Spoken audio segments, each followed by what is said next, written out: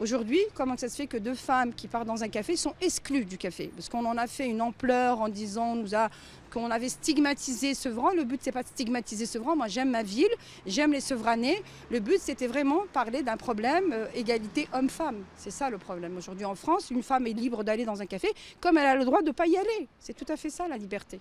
Entre Hamon et Valls, si on parle que de la laïcité, il y en a un qui en parle plus que de l'autre. Mais comme je dis, il ne suffit pas d'en parler. On fait comment? Parce qu'on nous laisse faire, entre guillemets, le sale boulot. Et c'est nous qui sommes confrontés à certaines attaques.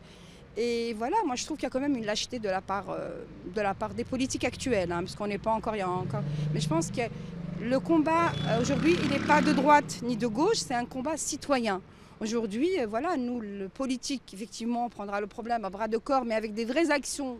Effectivement, on est à l'écoute, mais aujourd'hui, si on me demande de me prononcer, je veux point d'interrogation.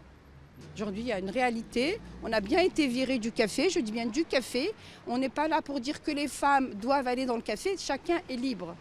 On est en France, moi je me bats pour rester libre, je ne me bats pas pour la liberté. Parce que je suis censée vivre dans un pays libre. Et c'est pour ça que je me bats aujourd'hui. Et je ne suis pas toute seule, il y a beaucoup de femmes qui se battent.